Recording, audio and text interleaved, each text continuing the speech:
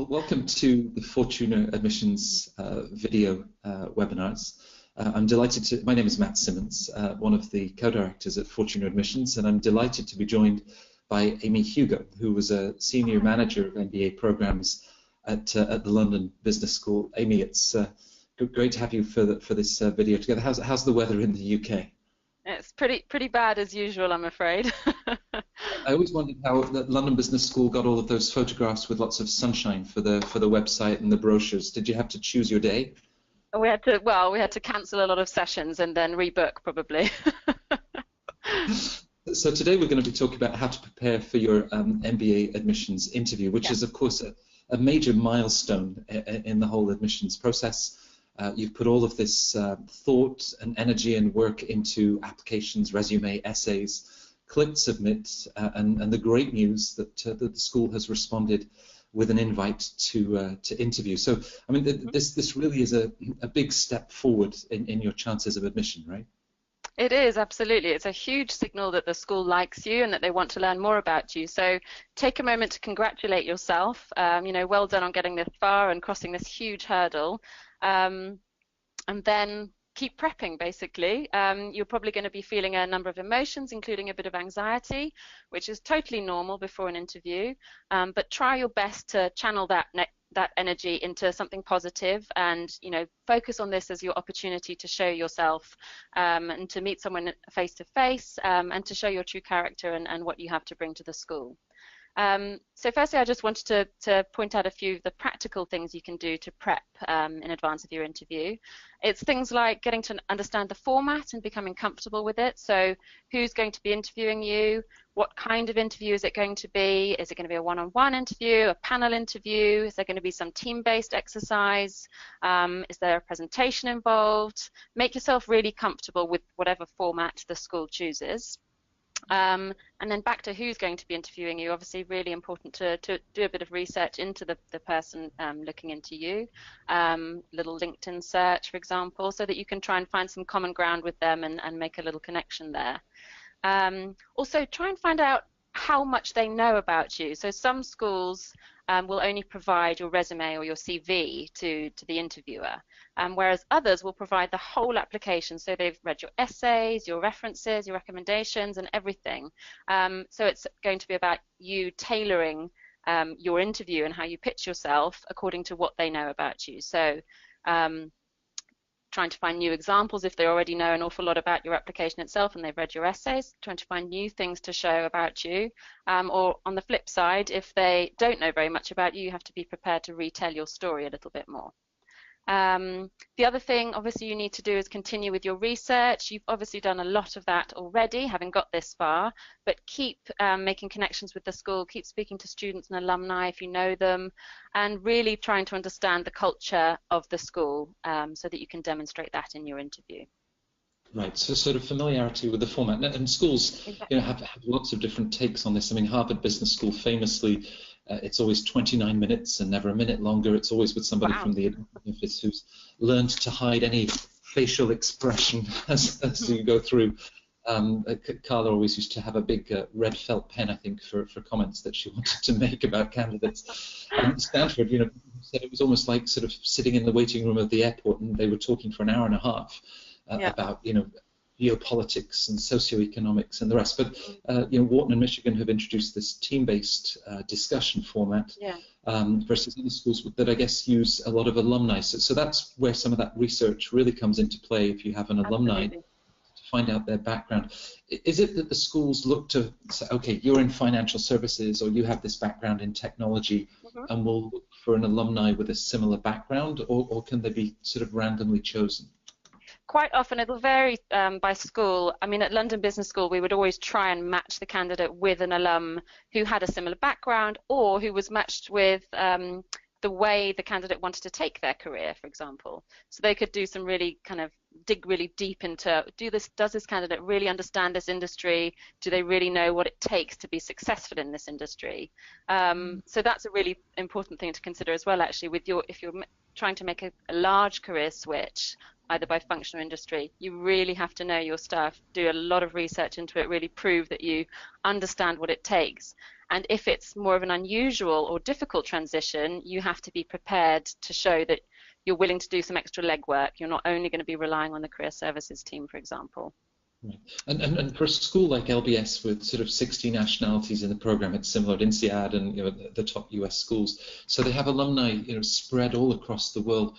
How do you sort of ensure that are the alumni working to a script, or there are certain things that you then sort of prepared them for that you really wanted them to get out of the interview to be able to share with the admissions team? Yeah, so we would always provide them with guidelines and frameworks of how we would like the interview to go, basically. So we're looking for, we want to know their leadership strengths, their team working abilities, examples of those.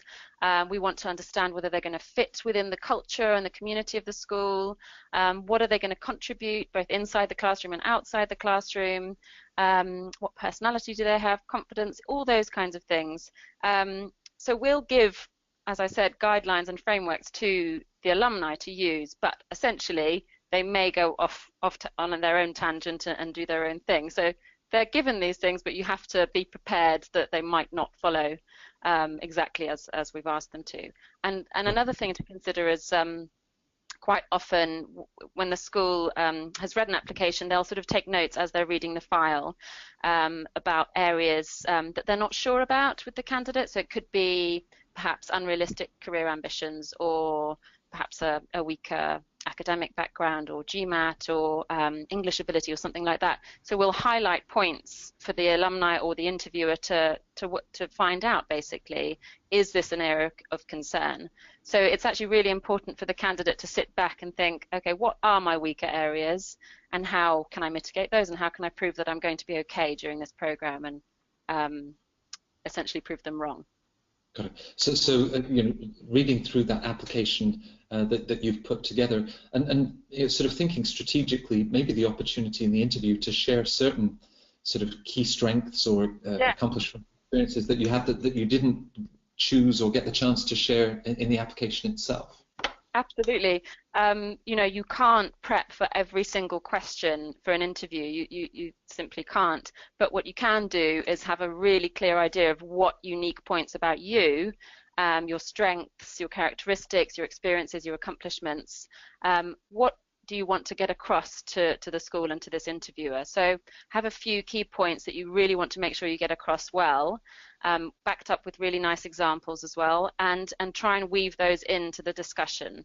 Try and steer the conversation in your direction so you get those points across. So you can prep for that, absolutely, and it's really critical to have prepped really well for the sort of typical MBA questions, like why an MBA, why this school, tell me about yourself. These are some of the key questions that will come up. Tell me about your strengths, your weaknesses, your team working ability, your leadership ability as well. All those are critical things that you can prepare for, and do it, not only on paper, but ask friends and family to get involved so you can have some face-to-face sort of practice experiences as well to give you that confidence and help you feel relaxed. Right. Obviously, you're trying to shine and put your best foot forward in this opportunity, but at the same time, some of the schools talk about confidence without attitude. So it's trying to find that balance, I guess, of sort of a natural discussion that you're having with them without trying too hard or pushing to impress them. Yes, it's really critical. I mean, all the schools want people that can work as a team and that aren't only interested in themselves and their personal gain. They want to know that the people they're inviting to join their community are going to give back and are going to be supportive of others as well. So it's really critical that you don't come across as arrogant and self-important and only interested in your personal ambitions, essentially. So you can do that by demonstrating, through teamwork examples, for instance, how you have done those things in the past in your professional experiences and potentially in your extracurriculars as well. Does that also mean that it's not just a one-way interrogation? That there's an opportunity here for you to ask questions, certainly of an alumnus who's spent a year or 2 years at the business school that you're targeting? Oh, definitely. This is as with all interviews, this is most certainly a two-way process, and you've probably, perhaps this is your first school, your first choice school, but it may not be. So this is a really good opportunity for you to figure out more about this school and to understand whether you could actually fit here and be happy here. So it's really important to have some insightful and some nicely considered questions about the experience. Try and think of questions that you can't simply, go online and find out the answers to. It has to be sort of more personal questions like, what was your favorite moment of the experience? Do you have any regrets? If you could do it again, what would you do differently? Or if I was offered a place, what kind of advice would you give to me? Things like that can really kind of bring the experience to life a bit more, I suppose. So yes, really critical to have some good questions in the bag. And you may feel a shift at some point during the interview of, it's been an interrogation and now suddenly the alum or whoever's interviewing is pitching to you and trying to sell the school to you. So it's important to have a few questions in the bag for sure. You talked about some of the typical questions that you might be able to expect, and obviously preparing strong answers, but without over-rehearsing and breathlessly sort of gabbling out a response to that. What about a particularly tough question or an unexpected question that just seems to come out of left field? Is it that they want to see if you can answer that question or just think on your feet? I think it's more, they're probably going to be interested in what you say, but it's more about the how you answer it, essentially, and the way you think. So it's that thing of how would you fit an elephant in the fridge or something like that. It's not exactly the answer you give, it's the way, your thought process behind that. So you can sort of dissect your answer in a way and show them how you thought this through. So it's the thinking on your feet and the way you approach a problem and solve it, essentially. Right. How do you fit an elephant in? What if the interviewer then sort of tries to corner you on the price of a barrel of oil or an ounce of gold, and you didn't check the FT or the Wall Street Journal this morning and have that response at your fingertips? What's the best way to respond to that? I would essentially take a moment to pause and think about your answer first. Try not to wing it, because you don't want to guess and incorrectly, because that's not going to look great. And if you really don't know, just admit it and admit that you do have some gaps in your knowledge. And this is how going to business school is going to help you address those gaps and help you grow and develop personally and professionally. Right. So you reach the end of the interview. What about follow-up and sort of next steps? Does it stop the moment that you leave that room, or are there some smart things that you can do just to sort of conclude the interaction that you've had? I would always suggest to the clients I've worked with anyway to follow up with a brief email just thanking the interviewer for their time and saying how much you enjoyed the experience and that you're looking forward to hearing from them.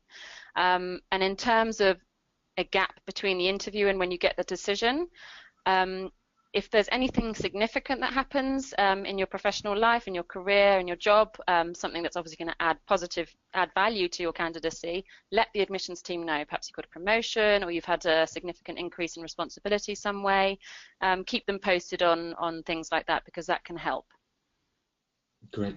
Well, Amy is one of a team of over 30 Fortuna coaches that have worked at 12 of the world's top 15 business schools, and between them have conducted thousands of interviews of hopeful applicants to business schools. So we hope that as you get that encouraging invitation to interview, you'll reach out and we'll be able to help you get over that final hurdle. Thanks very much, everybody, for watching. Good luck.